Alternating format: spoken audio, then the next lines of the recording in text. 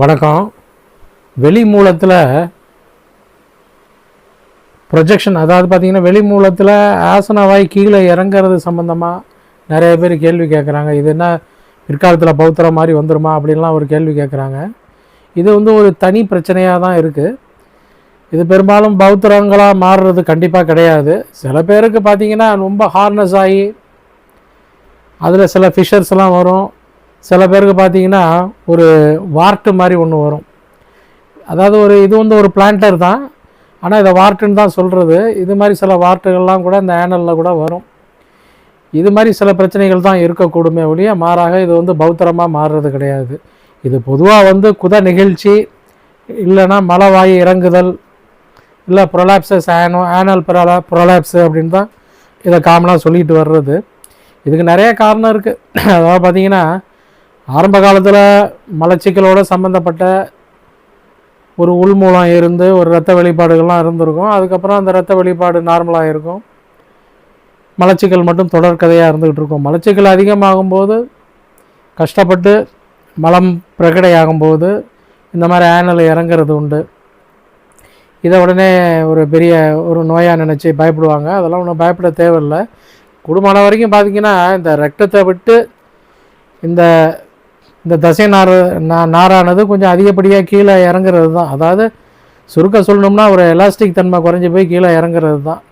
இந்த மாதிரி இறங்கும் தன்மை பல பேருக்கு இது மூலத்தினால மட்டும் கிடையாது. அதிகமான பாரம் சுமக்கிறவங்க, பாரம் தூக்குறவங்க, சில அத்லெட்ஸு, பல விதமான வெயிட் லிஃப்டிங் செய்கிறவங்க, இவங்களுக்கெல்லாம் கூட இந்த மாதிரி பிரச்சனையெல்லாம் கூட இருக்கும். அதனால் சில பேருக்கு இன்னும் பார்த்திங்கன்னா பிரசவத்துக்கு பிறகு கூட இப்படி சில பெண்களுக்கெல்லாம் இருக்கும். அதை வெளியே சொல்லாமல் அவங்க அப்படியே ஒரு மேனேஜ் பண்ணிக்கிட்டே வருவாங்க. இது எல்லாருக்கும் ஒரே செய்தி தான். கூடுமான வரைக்கும் சுருங்க சொல்லணும்னா இது ஒரு எலாஸ்டிக் தன்மை குறைஞ்சி போய் கீழே இறங்குற தன்மை தான் இது. இதை எப்படி சரி பண்ணிக்கலான்னு பார்ப்போம். மலச்சிக்கல் இருந்ததுன்னா மலச்சிக்கலுக்குள்ள ஒரு உள் மருந்தை, சரியான உள் மருந்தை தேர்ந்தெடுத்து தொடர்ந்து சாப்பிடுங்க.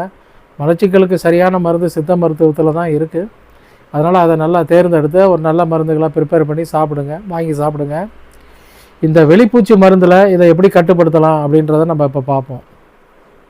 எல்லாருக்கும் ஒரு தெரிஞ்ச தாவரம் இந்த மால்வாசியில் பார்த்திங்கன்னா துத்தி எல்லாருக்கும் தெரிஞ்சது தான். துத்தி இன்டேக்கில் பார்த்திங்கன்னா ஒரு வெஜிடேஷனாக ஒரு கீரையை சாப்பிட்றது, சூப்பு வச்சு குடிக்கிறது, காயை போட்டு பொடியாக சாப்பிட்றது, இதெல்லாம் செஞ்சுக்கிறாங்க. அது துத்தி ஒரு லாக்ஸேட்டிவ் தான். அதனால் அதில் இருக்கக்கூடிய ஃப்ரெஷ்ஷாக இருக்கும்போது அதில் இருக்க சில டேனின்ஸ் கொஞ்சம் ரத்தப்பெருக்கை கட்டுப்படுத்தும். புண்ணை ஆற்றுறதுனால ஒரு ரத்தப்பெருக்கை கட்டுப்படுத்துகிற மாதிரி ஒரு தோற்றம் இருக்கும்.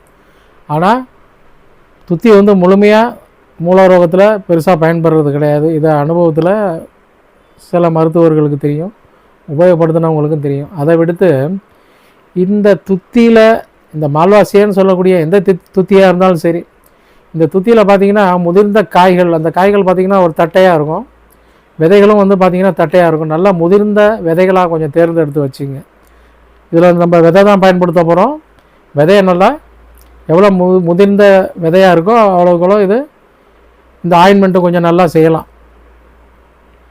இது பார்த்திங்கன்னா நல்லா முதிர்ந்த விதையாக இருக்குன்றதை எப்படி கண்டுபிடிக்கலான்னா, இது தகடாக இருக்கக்கூடிய அந்த விதைகளை நீங்கள் கையால் நெருடி பார்த்திங்கனாலே தெரியும். உள்ளுக்குள்ளே நெத்தா விதைகள், உள் விதைகள்லாம் இருக்கும். அது மாதிரி கொஞ்சம் தேர்ந்தெடுத்து, எப்படியும் பார்த்திங்கன்னா ஒரு காயில் ஒரு 10 விதைனாச்சும் தேரும்.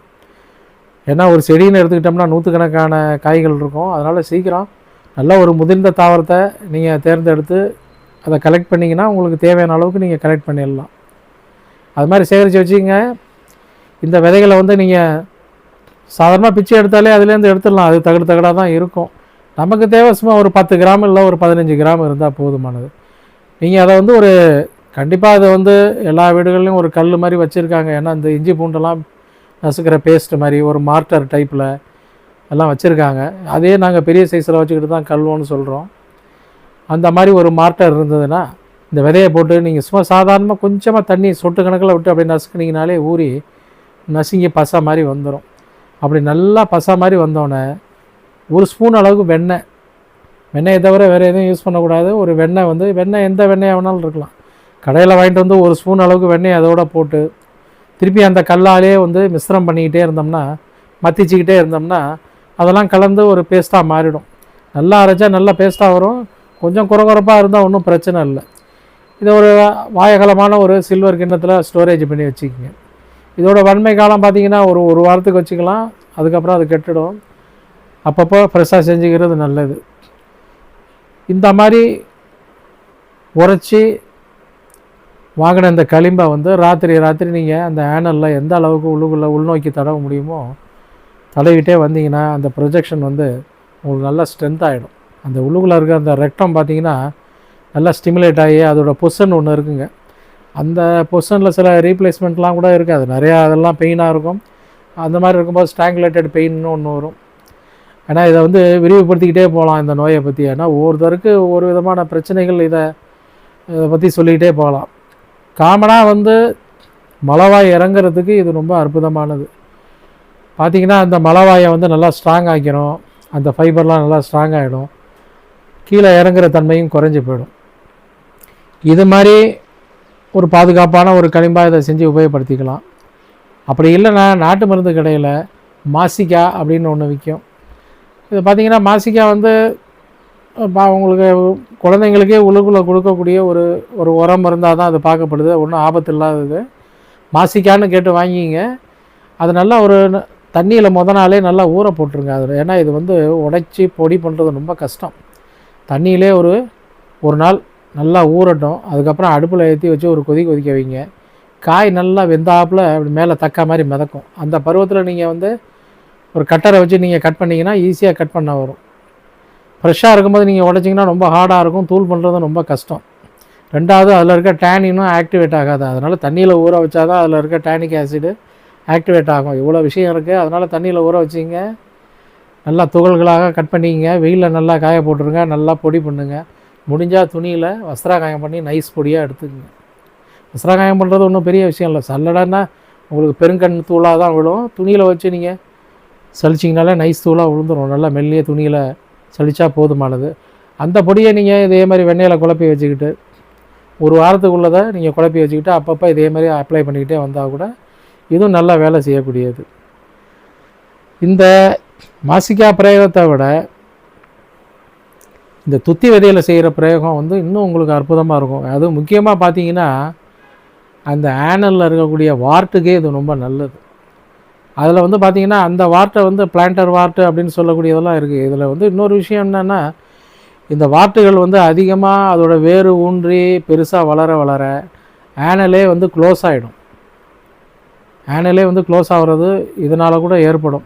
இதை தவிர குறுகிய மலவாய்கள்லாம் கூட உண்டு. பிறப்பிலே வந்து ரொம்ப சிறிய மலவாய் உள்ளவங்களாம் கூட இருக்கிறாங்க. இது மாதிரி நிறையா இதை பற்றி நிறையா சொல்லிக்கிட்டே வரலாம். அதனால் வெளிமூலம் அப்படின்னு நம்ம காமனாக சொல்லிடுறோம். அதிலே உட்பிரிவுகள் நிறையா இருக்குது.